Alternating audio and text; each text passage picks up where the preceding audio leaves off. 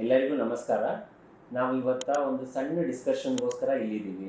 ಅಂದರೆ ಊಟದ ಅಥವಾ ಆಹಾರ ಪದ್ಧತಿಯ ಬಗ್ಗೆ ಮಾತಾಡಲಿಕ್ಕೆ ನಾವು ಇಲ್ಲಿದ್ದೀವಿ. ಸೊ ಎಲ್ಲ ಪೋಷಕರಿಗೂ ಒಂದು ಕನ್ಫ್ಯೂಷನ್ ಇರುತ್ತೆ ಸರ್. ಯಾವ ಊಟ ಮಾಡಬೇಕು, ನನ್ನ ಮಕ್ಳಿಗೆ ಏನು ಊಟ ಕೊಟ್ಟರೆ ಹೆಲ್ದಿ ಆಗಿರ್ತಾರೆ ಅಥವಾ ಇಮ್ಯುನಿಟಿ ಸ್ಟ್ರಾಂಗ್ ಇರುತ್ತೆ ಅಂತ. ಸೊ ಇದನ್ನು ಸ್ವಲ್ಪ ನಾವು ವಿವರವಾಗಿ ಕೇಳಲಿಕ್ಕೆ ನಿಮ್ಮ ಹತ್ರ ಬಂದಿದ್ದೀವಿ. ಓಕೆ. ಸೊ ಯಾವುದು ಆಹಾರ ಪದ್ಧತಿಗಳು ಮಕ್ಕಳಲ್ಲಿ ಭಾಳ ಇಂಪಾರ್ಟೆಂಟ್ ಸರ್, ಅಥವಾ ಆಹಾರ ಎಷ್ಟು ಮುಖ್ಯ ಮಕ್ಕಳ ಬೆಳವಣಿಗೆಯಲ್ಲಿ? ಆಹಾರ ಮಕ್ಕಳ ಬೆಳವಣಿಗೆಯಲ್ಲಿ ತುಂಬ ಮಹತ್ತರವಾದ ಪಾತ್ರ ಅನ್ವಯಿಸ್ತದೆ ಸರ್. ಯಾಕೆ ಅಂತಂದರೆ ಆಹಾರ ನಮ್ಮದು ಫಿಸಿಕಲ್ ಗ್ರೋತ್ ಅಂತ ಹೇಳ್ತೀವಲ್ಲ, ಆಮೇಲೆ ನಮ್ಮ ಬ್ರೈನ್ ಡೆವಲಪ್ಮೆಂಟಿಗೆ ಬೇಕಾಗುತ್ತೆ. ಮಕ್ಕಳಲ್ಲಿ ಮೊದಲು ಕೆಲವೊಂದು ವರ್ಷಗಳಲ್ಲಿ ಈ ಫಿಸಿಕಲ್ ಗ್ರೋತು ತುಂಬ ಶಾರೀರಿಕವಾಗಿ ಬೆಳವಣಿಗೆ ಏನಿರ್ತದಲ್ಲ ತುಂಬ ಪ್ರಮುಖ, ಭಾಳ ಸ್ಟ್ರಾಂಗಾಗಿ ಅಂದರೆ ಭಾಳ ಫಾಸ್ಟಾಗಿ ಗ್ರೋತ್ ಆಗ್ತಿರುತ್ತೆ. ಮತ್ತು ಬ್ರೈನ್ ಡೆವಲಪ್ಮೆಂಟ್ ಏನಿದೆ ಅದ್ರದ್ದು 80% ಆಫ್ ದ ಬ್ರೈನ್ ಡೆವಲಪ್ಮೆಂಟ್ ಅದು ಫಸ್ಟ್ ಒಂದು 3 ಇಯರ್ಸಲ್ಲೇ ಆಗುತ್ತೆ. ಸೊ ಆ ಕಾರಣದಿಂದ ಆ ಸಮಯದಲ್ಲಿ ನಾವು ನ್ಯೂಟ್ರಿಷನ್ ಬಗ್ಗೆ ಭಾಳ ಇಂಪಾರ್ಟೆನ್ಸ್ ಕೊಡಬೇಕಾಗುತ್ತೆ. ಅದು ಇತ್ತೀಚಿನ ದಿನಗಳಲ್ಲಿ ಈ ನ್ಯೂಟ್ರಿಷನ್ನ ತುಂಬ ಕಡಿಮೆ ಆಗ್ತಾಯಿದೆ. ಅದು ಕೆಲವೊಂದು ಸಲ ಅದ್ರ ಬಗ್ಗೆ ನಮಗೆ ಸರಿಯಾದ ಜ್ಞಾನ ಇರದೇ ಇರ್ಬೋದು, ಅಥವಾ ಕೆಲವೊಂದು ಪೇರೆಂಟ್ಸಿಗೆ ಏನೋ ಒಂದು ಬೇರೆ ಬೇರೆ ಮಾಹಿತಿ ಸಿಗ್ತಾ ಇರುತ್ತೆ. ಅದು ಕೆಲವೊಂದು ಅಡ್ವರ್ಟೈಸ್ಮೆಂಟ್ ಮುಖಾಂತರ ಇರ್ಬೋದು, ಅಥವಾ ಟಿ ವಿಯಲ್ಲಿ ಆ್ಯಡ್ ಮುಖಾಂತರ ಇರ್ಬೋದು. ಸೊ ಅದು ಇತ್ತೀಚಿನ ದಿನಗಳಲ್ಲಿ ಜಂಕ್ ಫುಡ್ ಹಾವಳಿ ತುಂಬ ಆಗಿದೆ. ಆ ಕಾರಣದಿಂದ ಇದ್ರ ಬಗ್ಗೆ ನಾಲೆಜ್ ನಮ್ಮ ಪೋಷಕರಿಗೆ ತಿಳಿಸೋದು ಬಹಳ ಇಂಪಾರ್ಟೆಂಟು. ನಿಮ್ಮದು ಒಳ್ಳೆಯ ಒಂದು ಮೋಟಿವ್ ಇಟ್ಕೊಂಡು ಬಂದಿದ್ದೀರಾ, ಇದ್ರ ಬಗ್ಗೆ ಡಿಸ್ಕಷನ್ ಮಾಡೋಣ. Okay, thank you sir. ಇನ್ನೊಂದು ಏನಂದರೆ ಸರ್, ನಾವು ಯೂಶ್ವಲಿ ಎಲ್ಲರೂ ನಮ್ಮ ಮನೆಯಲ್ಲಾದರೂ ಆಯಿತು ಸರ್, ನಮ್ಮ ಪೇರೆಂಟ್ಸ್ ಆಯಿತು, ನಮ್ಮ ಅಜ್ಜಿ ತಾತ ಆಯಿತು, ಯಾವಾಗಲೂ ಏನು ಹೇಳ್ತಾರೆ, 1 ಗ್ಲಾಸ್ ಆಫ್ ಮಿಲ್ಕ್, ಹಾಲು ಅದು ಕಂಪಲ್ಸರಿ ಕೊಡ್ತಾನೆ ಇದ್ರು. ಅದಕ್ಕೇನು ಅಡಿಟಿವ್ಸ್ ಹಾಕ್ಲಿ ಬಿಡ್ಲಿ, 1 ಕಪ್ ಆಫ್ ಮಿಲ್ಕ್ ಕುಡಿಯೋದು ಭಾಳ ಒಳ್ಳೆ ಹ್ಯಾಬಿಟು ಅಂತ ನಮ್ಮೆಲ್ಲರಲ್ಲೂ ಅದು ಸಾಮಾನ್ಯವಾಗಿ ಅನ್ಕೊಂತೀವಿ ಸರ್. ಸೊ ಇದ್ರ ಬಗ್ಗೆ ಏನಾದರೂ ಚೇಂಜಿಂಗ್ ಕಾನ್ಸೆಪ್ಟ್ಸ್ ಇದೆಯಾ, ಅಥವಾ ಇದ್ರ ಬಗ್ಗೆ ನಿಮ್ಮದು ಅಭಿಪ್ರಾಯ ಏನು ಸರ್? ಸರ್, ಇದು ನಾವು ಓದಿದ್ದೀವಿ, ಸಣ್ಣ ಮಕ್ಕಳು 5ನೇ ಕ್ಲಾಸಿಂದ ಓದ್ತಾ ಇದ್ದೀವಿ. Milk is a complete food. Milk ಅಂತಂದರೆ it is a balanced food ಅಂತ ಮೊದಲಿಂದ ಕೇಳ್ಕೊತಾನೆ ಬಂದಿದ್ದೀವಿ. ಅದರಲ್ಲಿ ಪ್ರೋಟೀನ್ ಜಾಸ್ತಿ ಇರುತ್ತೆ, ಕ್ಯಾಲ್ಶಿಯಮ್ ಇರುತ್ತೆ, ವೈಟಮಿನ್ D3 ಇರುತ್ತೆ. ಸೊ ಅದು ನಮ್ಗೆ ಬೇಕಾಗಿರೋಂಥ ಎನರ್ಜಿ ಎಲ್ಲ ಇರುತ್ತೆ. ಆದರೆ ಅದ್ರ ಜೊತೆಗೆ ಕೆಲವೊಂದು ಅದರದ್ದು ಕೆಟ್ಟ ಕಾನ್ಸೆಪ್ಟ್ಗಳು ಇದ್ದಾವೆ. ಸೊ ಅದು ಏನು ಅಂತಂದರೆ, milk most of the times ನೀವು ಮನೆಯಲ್ಲೇ ನೋಡಿ ಏನು ಮಾಡ್ತಾರೆ ಅಂತಂದರೆ, ಬೆಳಿಗ್ಗೆ ಎದ್ದ ತಕ್ಷಣವೇ 1 ಗ್ಲಾಸ್ ಹಾಲು ಕೊಡ್ತಾರೆ. ಆ ಹಾಲು ಕೊಟ್ಟಿದ ನಂತರ ನಾವು ಮಕ್ಕಳಿಗೆ ಏನು ಎಕ್ಸ್ಪೆಕ್ಟ್ ಮಾಡ್ತೀವಿ ಅಂತಂದರೆ, ರೊಟ್ಟಿ ತಿನ್ನಬೇಕು, ಚಪಾತಿ ತಿನ್ನಬೇಕು, ಅನ್ನ ತಿನ್ನಬೇಕು, ಕಾಯಿ ಪಲ್ಯ ತಿನ್ನಬೇಕು ಅಂತ ಎಕ್ಸ್ಪೆಕ್ಟ್ ಮಾಡ್ತೀವಿ. ಅದೇ 1 ಗ್ಲಾಸ್ 2 ಗ್ಲಾಸ್ ನೀವು ಕುಡಿದು ನೋಡಿ, ನಿಮಗೂ ಹಸುವಾಗಲ್ಲ. So milk may be a complete food. It has more proteins, but it will not replace other foods. That's why we want foods. ಅದರಲ್ಲಿ ಏನಿರಬೇಕಂತಂದರೆ ವೆಜಿಟೇಬಲ್ಸ್ ಇರಬೇಕು, ಫ್ರೂಟ್ಸ್ ಇರಬೇಕು, ಸೊ ಕಾರ್ಬೋಹೈಡ್ರೇಟ್ಸ್ ಇರಬೇಕು, ಸೀರಿಯಲ್ಸಿಂದ ಸಿಗುತ್ತೆ ಅದು. ಅದರಲ್ಲಿ ಪಲ್ಸಸ್ ಇರಬೇಕು, ನಟ್ಸ್ ಇರಬೇಕು, ಡೈರಿ ಪ್ರಾಡಕ್ಟ್ಸ್ ಇರಬೇಕು. So if they eat non vegetarian food, ಅದರಲ್ಲಿ ಎನಿಮಲ್ ಪ್ರಾಡಕ್ಟ್ಸ್ ಇರಬೇಕು. ಸೊ ಈ ಥರ everything should be there, then only it is called balanced diet. So ಈ ಮಿಲ್ಕ್ ಕೊಟ್ಟಿದ ಮೇಲೆ you can't expect child should have that balanced diet. It will replace other food. ಅದ್ರ ಸಲುವಾಗಿ ಏನಾಗುತ್ತದೆ ಅಂತಂದರೆ, ಮಕ್ಕಳು ನ್ಯೂಟ್ರಿಷಸ್ ಊಟನ ಬಿಟ್ಟು ಇದ್ರ ಬಗ್ಗೆನೇ ಜಾಸ್ತಿ ಕಾನ್ಸಂಟ್ರೇಟ್ ಮಾಡ್ತಾರೆ.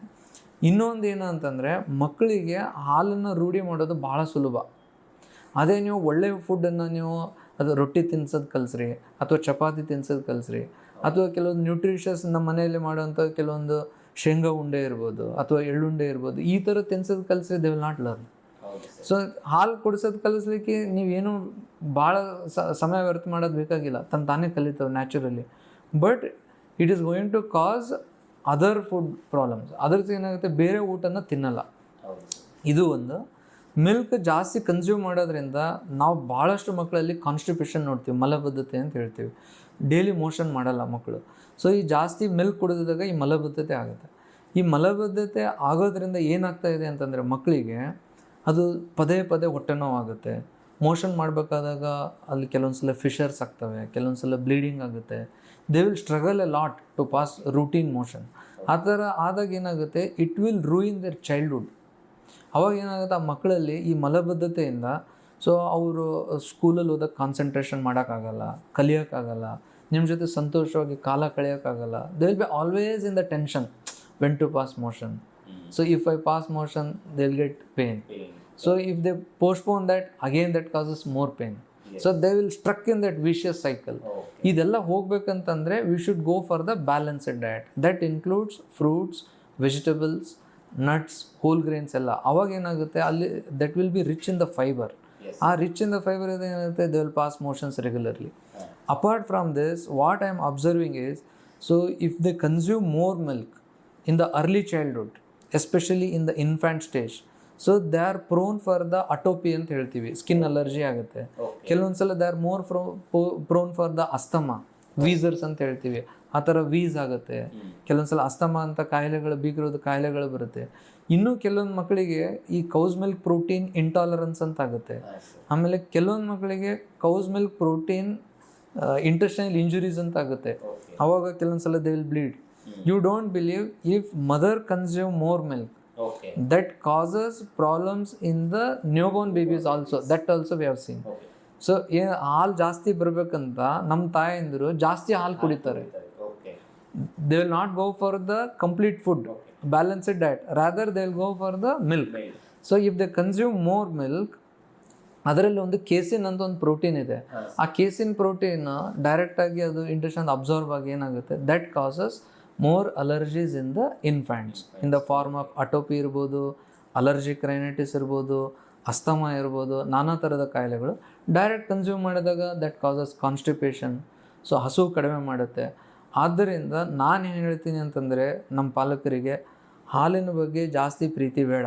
ಸೊ ಹಾಲಿನಲ್ಲಿರೋದು ಗುಡ್ ಅಂತಂದರೆ ಸರ್, ಮತ್ತು ಬೇರೆ ಹಾಲಿನಲ್ಲಿರೋ ಸೋರ್ಸ್ ನಾವು ಹೇಗೆ ಪಡ್ಕೋಬಹುದು? ಸೊ ಈಗ ಹಾಲಿನಲ್ಲಿರೋಂಥ ನೀವು ಉತ್ತಮ ಕ್ವಾಲಿಟಿ ನಿಮ್ಗೆ ಪ್ರೋಟೀನ್ ಅದೆಲ್ಲ ಬೇಕು ಅಂತಂದರೆ ಹಾಲಿನ ಉತ್ಪನ್ನಗಳಿದೆ.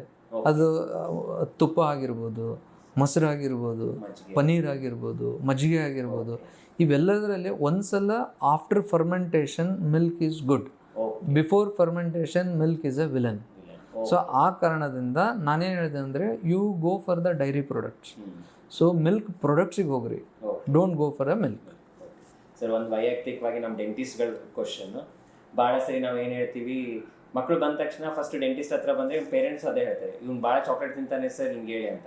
ಸೊ ನಾವು ಅವ್ರಿಗೆ ಚಾಕ್ಲೇಟ್ ತಿನ್ಬೇಡಿ ಅಂತ ಹೇಳ್ತೀವಿ. ಯಾಕಂದರೆ ಸಿಂಪಲ್ ರೀಸನ್, ಈ ಶುಗರ್ಸ್ ಏನಿರುತ್ತೆ ಕ್ಯಾವಿಟೀಸ್ ಫಾರ್ಮ್ ಮಾಡೋದ್ರಲ್ಲಿ ಪ್ರಾಬ್ಲಮ್ ಮಾಡುತ್ತೆ. ಸೊ ಇದ್ರದ್ದು intake in the diet as a paediatrician ನಿಮ್ಮ ಒಪಿನಿಯನ್ ಏನು ಸರ್? Correct sir. ಇವಾಗ ಏನಾಗುತ್ತೆ, ನಿಮ್ಮ ಒಪಿನಿಯನ್ ನಮ್ಮ opinion almost same. So we are having same goal. So ಈ ಚಾಕ್ಲೇಟ್ಸ್ ಜಾಸ್ತಿ ತಿನ್ನೋದ್ರಿಂದ ಏನಾಗುತ್ತೆ ಅಂತಂದರೆ, you know that causes caries. ಯಾಕೆಂತಂದರೆ ಅಲ್ಲಿ ಶುಗರ್ ಸ್ಟೇನ್ ಆಗಿದ್ದಾಗ that is a food for the bacteria, that causes caries. So ಅದೇ ರೀತಿ ಈ ಶುಗರ್ ಡಯಟ್ ಜಾಸ್ತಿ ತಿಂದಾಗ ಆ ಮಕ್ಕಳಿಗೆ ಬೇರೆ ಥರದ ಕೆಲವೊಂದು ಪ್ರಾಬ್ಲಮ್ಸ್ಗಳು ಆಗುತ್ತೆ. ಅದು ಒಬೆಸಿಟಿ ಅಂತ ಹೇಳ್ತೀವಿ, ಸ್ಥೂಲಕಾಯ ಆಗ್ತಾಯಿದೆ. ಜಾಸ್ತಿ ಶುಗರ್ ಕನ್ಸ್ಯೂಮ್ ಮಾಡೋದ್ರಿಂದ ವೇಟ್ ಪುಟಾನ್ ಆಗ್ತಾರೆ ಮಕ್ಕಳು. ಯಾವಾಗ ಜಾಸ್ತಿ ಶುಗರ್ ತಿಂದಿದಾಗ ಬೇರೆ ಊಟದ ಬಗ್ಗೆ ಉತ್ಸಾಹ ಕಡಿಮೆ ಆಗುತ್ತೆ, ಬೇರೆ ಊಟ ಇಂಟ್ರೆಸ್ಟ್ ಬರೋಲ್ಲ. ಈ ಚಾಕ್ಲೇಟ್ಸ್ ತಿಂದಿದಾಗ ನೀವು ಅದೇ ಮಗುಗೆ ನೀವು ರೊಟ್ಟಿ ತಿನ್ನಿ, ಸೊ ಚಪಾತಿ ತಿನ್ನಿ, ಕಾಯಿ ಪಲ್ಯ ತಿನ್ನಿ ಅಂತಂದಾಗ, ಅಥವಾ ಮನೇಲಿ ಮಾಡಿರೋಂಥ ಕೆಲವೊಂದು ಸ್ವೀಟ್ಸ್ ಇರ್ಬೋದು, ಅವೆಲ್ಲ ಇಷ್ಟ ಆಗಲ್ಲ ಮಕ್ಕಳಿಗೆ. ಆ ಕಾರಣದಿಂದ ಈ ಶುಗರ್ ಡಯಟ್ ಏನಿದೆಯಲ್ಲ, that is a very bad concept that we should completely remove from the home. One more thought sir, just ಇನ್ನೊಂದು ಕ್ವಶನ್ ಕೇಳಕ್ಕೆ ಇಷ್ಟಪಡ್ತೀನಿ. ಇವಾಗ ಭಾಳ ಜನ ಏನು ಮಾಡ್ತಾರೆ, ನಾವೆಲ್ಲ ಫಾಸ್ಟ್ ಜನರೇಷನ್, ನಮ್ಗೆ ತಿಂಬಕ್ಕೂ ಟೈಮ್ ಇಲ್ಲ. ಜ್ಯೂಸ್ ಕುಡಿದ್ಬಿಟ್ರೆ ಆಯ್ತಪ್ಪ, ಜ್ಯೂಸ್ನಾಗಿರೋದೇ ನ್ಯೂಟ್ರಿಯೆಂಟ್ಸ್ ನಮಗೆ ಬಂದ್ಬಿಡುತ್ತೆ, ಜ್ಯೂಸ್ ಕುಡಿದ್ಬಿಟ್ರೆ ಸಾಕಪ್ಪ ಅಂತಂತಾರೆ. ಸೊ ಇದ್ರ ಬಗ್ಗೆ ಏನು ಹೇಳಕ್ಕೆ ಇಷ್ಟಪಡ್ತೀರಾ ಸರ್? ಸರ್, ಈಗ ಫ್ರೂಟ್ಸ್ ಮತ್ತು ಜ್ಯೂಸಸ್ ಇವೆರಡಕ್ಕೂ ನಾವು ಹೋಲಿಕೆ ಮಾಡಿದಾಗ ಏನಾಗುತ್ತೆ ಅಂತಂದರೆ, fruits is very good source of fibre. ಆಮೇಲೆ ಆ ಫೈಬರ್ ಜೊತೆಗೆ ಆ ಫ್ರಕ್ಟೋಸ್ ತಗೊಂಡಿದಾಗ ಏನಾಗುತ್ತೆ, ಆ ಫ್ರಕ್ಟೋಸ್ ನಿಧಾನಕ್ಕೆ ಅಬ್ಸರ್ವ್ ಆಗುತ್ತೆ. ಸೊ ಅದೇ ನೀವು ಜ್ಯೂಸನ್ನು ಡೈರೆಕ್ಟ್ ಕುಡಿದಾಗ ಅದು ಕ್ವಿಕ್ಕಾಗಿ ಅಬ್ಸರ್ವ್ ಆಗುತ್ತೆ, ಶುಗರ್ ಸ್ಪೈಕ್ ಆಗುತ್ತೆ. That causes again obesity. Long ಟರ್ಮಲ್ಲಿ that may lead to diabetes mellitus also. So that's why sugar intake will be more, calories will be more in the juices. So ಅದೇ ನೀವು fruits ತಗೊಂಡಿದಾಗ ಏನಾಗುತ್ತೆ ಅಂತಂದರೆ, ಅಲ್ಲಿ fibre rich ಇರೋದ್ರಿಂದ that causes slow absorption. ಆಮೇಲೆ that fibre is very good source for the to pass the motion. So ಆ ಥರ ಕಾನ್ಸ್ಟಿಪೇಷನ್ ಕೂಡ ಅವಾಯ್ಡ್ ಆಗುತ್ತೆ. ಈ ಥರ ನಾವು ಫ್ರೂಟ್ಸು ಮತ್ತು ಜ್ಯೂಸಕ್ಕೆ ಎರಡಕ್ಕೂ ಹೋಲಿಕೆ ಮಾಡಿದಾಗ I always recommend for the fruits rather then juices. So this is a clear message sir ಇಂದ. ಸೊ ಫ್ರೂಟ್ ಜ್ಯೂಸ್ ಹಾಕಿ ನೀವು ಸ್ಟ್ರೈನ್ ಮಾಡ್ಕೋಬೇಡಿ. ಸೊ ಮಕ್ಕಳಿಗೆ ಹಣ್ಣು ತಿನ್ನಿಸೋದು ಕಲಿಸಿ. ಸೊ ಅದರಿಂದ ಸರ್ ಹೇಳ್ದಂಗೆ ಫೈಬರ್ ಕಂಟೆಂಟ್ ಇಂಟೇಕ್ ಜಾಸ್ತಿ ಹೋಗುತ್ತೆ, ಅಬ್ಸಾರ್ಪ್ಷನ್ ಸ್ಲೋ ಇರುತ್ತೆ, ಸೊ ಓವರ್ ಆಲ್ ನ್ಯೂಟ್ರಿಷನ್ ಚೆನ್ನಾಗಿರುತ್ತೆ. ಕರೆಕ್ಟ್. Yes sir. ಆ್ಯಂಡ್ ನಾವು ಇನ್ನೊಂದು ನೋಡ್ತಾ ಇದ್ದೀವಿ ಸರ್ ಈ ನಡುವೆ, ನಮ್ಮ ಹತ್ರ ಮಕ್ಕಳು ಬಂದಾಗ ಕ್ರೌಡೆಡ್. ಇವಾಗ ನಾವು ಸ್ಕೂಲಲ್ಲಿ ಇದ್ದಾಗ ಎಷ್ಟು ಜನ ತಂತಿ ಹಾಕಿಸ್ಕೊಂತ ಇದ್ರು ಸರ್, ಎಷ್ಟು ಜನ ಹತ್ರ ಬ್ರೇಸಸ್ ಇರ್ತಾರೆ. ಕರೆಕ್ಟ್. ಸೊ ಇದು ಕನ್ಸ್ಟ್ರಿಕ್ಟೆಡ್ ಆರ್ಚಸ್ ಏನಿದೆಯಲ್ಲ, one of the reason for the constricted arches is what we feel is may be less utilisation of the jaws ಅಂತ ಹೇಳ್ಬೋದು. ಕರೆಕ್ಟ್. ಏರ್ವೇ ಪ್ರಾಬ್ಲಮ್ಸ್ ಇದೆ ಮಕ್ಕಳಲ್ಲಿ ಈ ನಡುವೆ ತುಂಬಾ ಜನರಿಗೆ ನೋಡ್ತೀವಿ, ಮೇಲಿನ ಪ್ಯಾಲೆಟ್ ತುಂಬಾ ಚಿಕ್ಕದಾಗಿರುತ್ತೆ. So as a paediatrician point of view or as a medical doctor point of view, so have you seen such cases or what is your thought process on that? Yes sir. Sir ಇತ್ತೀಚಿನ ದಿನಗಳಲ್ಲಿ ನೀವು ನೋಡ್ತಾ ಇದ್ದೀರಿ ಏನಾಗ್ತಾ ಇದೆ ಅಂತಂದರೆ fast world. So ನಮ್ಮ breakfast ಮಾಡೋಕ್ಕೂ ಟೈಮ್ ಇಲ್ಲ. ಸೊ ಆ ಕಾರಣದಿಂದ ನಾವು ಏನು ಮಾಡ್ತಾ ಇದ್ದೀವಿ ಅಂತಂದರೆ we are going for the fast food, processed food. So ಈ ಥರ ಪ್ರೊಸೆಸ್ಡ್ ಫುಡ್ ಇದ್ದಿದ್ದಾಗ ಚೀವಿಂಗ್ ಆಗಂಗಿಲ್ಲ, ಆ ಮಕ್ಕಳು ನಂಬಲೋದೇ ಇಲ್ಲ. ಎಷ್ಟೊಂದು ಮಕ್ಕಳಿಗೆ you don't believe sir, so I am seeing children that parents carry mixers along with the other luggage when they travel. Because they will put all this stuff, rice ಆಗಿರ್ಬೋದು, ರೊಟ್ಟಿ ಆಗಿರ್ಬೋದು, ಚಪಾತಿ ಮಿಕ್ಸರಲ್ಲಿ ಕೊಟ್ಟು they are giving it. So ಈ ಥರ ಮಾಡಿದಾಗ chewing ಎಲ್ಲಿಂದ ಆಗುತ್ತೆ ಹೇಳಿ? ಅದು ನಂಬಲಿಲ್ಲ ಅಂತಂದ್ರೆ ಏನಾಗುತ್ತೆ, ನಮ್ಮ ಜಾ ಡೆವಲಪ್ಮೆಂಟ್ ಸರಿಯಾಗಿ ಆಗಲ್ಲ, ಸೊ ನಮ್ಮದು ಡೆಂಟಲ್ ಅಲೈನ್ಮೆಂಟ್ ಸರಿಯಾಗಿ ಆಗಲ್ಲ, ಅಥವಾ ನಮ್ಮದು ಫೇಸ್ ಸರಿಯಾಗಿ ಫೇಶಿಯಲ್ ಮಸಲ್ಸ್ ಸರಿಯಾಗಿ ಬೆಳವಣಿಗೆ ಆಗಲ್ಲ. ಆ ಥರ ಆದಾಗ ಈ ಎಲ್ಲ ಡೆಂಟಲ್ ಪ್ರಾಬ್ಲಮ್ಸ್ಗಳು ಬರುತ್ತೆ.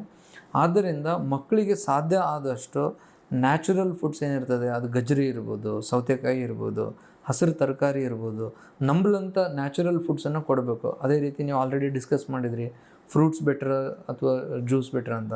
ಅದಕ್ಕೆ ನ್ಯಾಚುರಲಾಗಿ ಹಣ್ಣುಗಳು ತಿನ್ನೋದ್ರಿಂದ ನಂಬಲೋ ಮುಖಾಂತರ, ಅಥವಾ ಗ್ರೇನ್ಸ್ ಇರುತ್ತೆ. ಸೊ ಈ ಥರ ಹೋಲ್ ಗ್ರೇನ್ಸ್ ಅಂತ ಹೇಳ್ತೀವಲ್ಲ, ಕಾಳು ಇರ್ಬೋದು, ಈ ಥರ ಕೆಲವೊಂದು ನ್ಯಾಚುರಲ್ ಫುಡ್ಸ್ಗಳನ್ನು ಕನ್ಸ್ಯೂಮ್ ಮಾಡೋದ್ರಿಂದ, ಚೆನ್ನಾಗಿ ನಂಬಲೋದ್ರಿಂದ ಈ ಥರ ಕೆಲವೊಂದು ಡೆಂಟಲ್ ಪ್ರಾಬ್ಲಮ್ಸ್ಗಳನ್ನು ಅವಾಯ್ಡ್ ಮಾಡ್ಬೋದು ಅಂತ ನನ್ನ ಅನಿಸಿಕೆ ಸರ್. Thank you sir. ತುಂಬ ಒಳ್ಳೆ ಮಾಹಿತಿ ನಮ್ಮ ಜೊತೆ ಶೇರ್ ಮಾಡಿದ್ರಿ. ಐ ಥಿಂಕ್ ಪೋಷಕರಿಗೂ ಏನು ತಿನ್ನಿಸೋದು ಸರಿ, ಏನು ತಿನ್ನಿಸೋದು ತಪ್ಪು ಅಂತ ಒಂದು ಕ್ಲಿಯರ್ ಮೆಸೇಜ್ ಕೊಟ್ಟಂಗೆ ಆಗುತ್ತೆ ಸರ್. ಹೌದು ಸರ್. ನಮ್ಮ ಈ ಸ್ಮಾಲ್ ಅಟೆಂಪ್ಟ್ ಇಂದ. ಹೌದು sir. So thank you sir for accepting just to just shoot the small video. Mostly general ಪಬ್ಲಿಕ್ಕಿಗೆ, ಪೇರೆಂಟ್ಸ್ಗೆ ಹೆಲ್ಪ್ ಆಗುತ್ತೆ ಅಂತ ನಾನು ಭಾವಿಸಿದ್ದೀನಿ. ಹೌದು. Thanks a lot sir. Thank you so much sir.